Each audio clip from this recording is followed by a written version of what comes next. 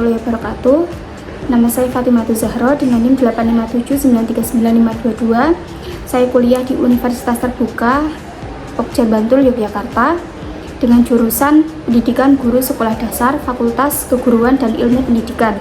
Saya bekerja di SD Negeri Donoharjo, Dinas Pendidikan Kabupaten Sleman.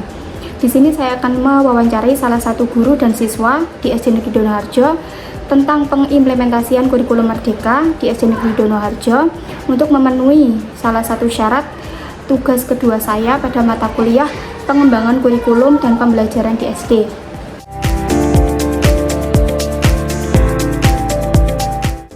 Di sini saya sudah bersama Pak Sony, guru kelas 6 di SD Negeri Donoharjo. Saya akan mewawancarai beliau terkait pengimplementasian kurikulum Merdeka di SD Negeri Donoharjo. Tanpa berlama-lama, langsung saja saya mulai wawancara tentang implementasi kurikulum Merdeka. Yang pertama, bagaimana proses implementasi kurikulum Merdeka di SD Negeri Donoharjo? Ini adalah tahun ketiga sekolah kami SD Donoharjo melaksanakan atau mengimplementasikan kurikulum Merdeka, dan yang seperti kita tahu bahwasanya di tingkat SD itu pelaksanaan atau penerapan kurikulum Merdeka itu dilaksanakan secara bertahap. Untuk yang tahun pertama itu dilaksanakan di kelas 1 dan kelas 4, kemudian tahun berikutnya ditambah lagi di kelas 2 dan 5, dan yang ini adalah tahun ketiga, sehingga sekolah kami untuk tahun pelajaran ini sudah semuanya melaksanakan kurikulum Merdeka. Yang kedua, hambatan apa yang dihadapi dalam menerapkan implementasi kurikulum Merdeka? Sesuatu yang baru pasti butuh adaptasi, sesuatu yang baru pasti butuh effort yang lebih untuk mempelajarinya, sehingga kendala yang kita alami ketika di lapangan adalah tentunya banyak hal yang belum kita tahu di sana. Kemudian banyak miskonsepsi juga terkait dengan kurikulum yang baru ini. Seperti halnya ketika yang dulunya kurikulum yang lama itu dia menggunakan istilahnya KI dan KD, kemudian yang di kurikulum ini kan berbeda lagi. Dia menggunakan istilah CP, TP, dan ATP, sehingga ketika kita mau membuat bahan ajar ataupun modul pembelajaran, kita harus mencari informasi yang lebih lanjut lagi. Oke. Yang ketiga, bagaimana solusi yang dilakukan Bapak untuk mengatasi hambatan atau kesulitan tersebut? Untuk solusinya mungkin kita lebih mencari informasi lagi terkait kurikulum yang diterapkan, kemudian dari berbagai media sosial yang tentunya kredibel ya, termasuk juga kita memanfaatkan beberapa platform yang disediakan oleh pemerintah, yaitu PMM. Kemudian kita juga mengikuti beberapa pelatihan, seminar maupun webinar yang sering dilaksanakan di beberapa tempat maupun di beberapa kombel yang dilaksanakan di lainnya. Dan juga kita juga mengaktifkan kombel, sehingga sekolah kami sudah ada kombel yang dilaksanakan rutin setiap bulannya. Di sana adalah tempat untuk kita berbagi, sharing terkait dengan kurikulum yang baru maupun terkait kendala yang dialami ketika pembelajaran di kelas. Yang keempat, apakah yang harus disiapkan dalam pembelajaran kurikulum Merdeka? Oke, untuk apa yang disiapkan sebenarnya setiap kurikulum itu sama. Cuman beberapa hal yang berbeda, misalnya terkait dengan kegiatan B5 itu yang berbeda di kurikulum yang ini. Jadi pembelajaran itu harus kita kaitkan ataupun ada nilai-nilai yang mengandung beberapa dimensi yang ada di profil pelajaran Pancasila. Misalnya ada beriman dan bertakwa kepada Tuhan Yang Maha Esa, kemudian berakhlak mulia, berkepentingan global, dan lain sebagainya. Itu yang perlu kita.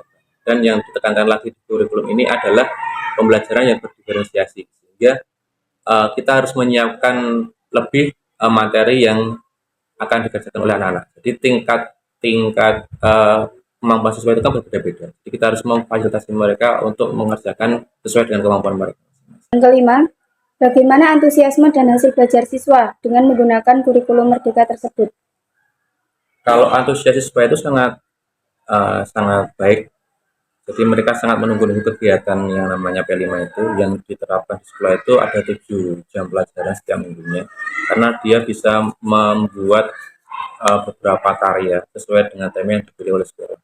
Kemudian untuk hasil belajarnya mungkin secara kognitif kita nggak bisa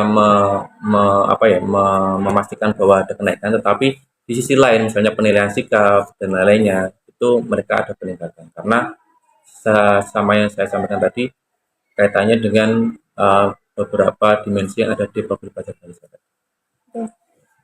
Saat ini mungkin hanya itu yang dapat saya tanyakan terkait pengimplementasian kurikulum Merdeka. Terima kasih atas waktu dan kesempatannya.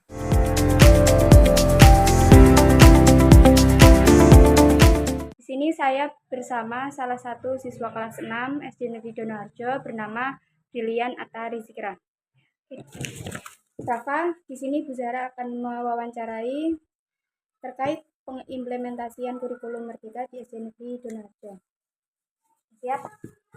Oke, yang pertama, pembelajaran kurikulum Merdeka itu menurut Rafa menyenangkan atau tidak? Menyenangkan, karena banyak praktek. Oke, yang kedua, sudah berapa lama Rafa dan teman-teman kelas 6 mengikuti pembelajaran kurikulum Merdeka? Sudah tahun ketiga. Oke, yang ketiga, apakah hal yang menarik dari pembelajaran kurikulum Merdeka menurut Mas Rafa? Berbasis proyek, banyak praktek, bisa memilih pelajaran yang disukai. Oke. Yang keempat, apakah Mas Rafa pernah mengalami kesulitan dalam mengikuti pembelajaran kurikulum Merdeka? Sejauh ini belum, karena Pak Guru selalu membimbing. Oke. Yang terakhir, jika di dalam pembelajaran kurikulum Merdeka terdapat suatu tantangan, apa yang Mas Rafa akan lakukan? Meminta Pak Guru untuk terus membimbing dan tetap semangat. Oke. Mungkin hanya itu pertanyaan yang Bu Zahra sampaikan. Terima kasih atas kerjasamanya. Demikian wawancara saya dengan guru dan siswa di SD Negeri Donoharjo. Kurang lebihnya mohon maaf. Terima kasih. Wassalamualaikum warahmatullahi wabarakatuh.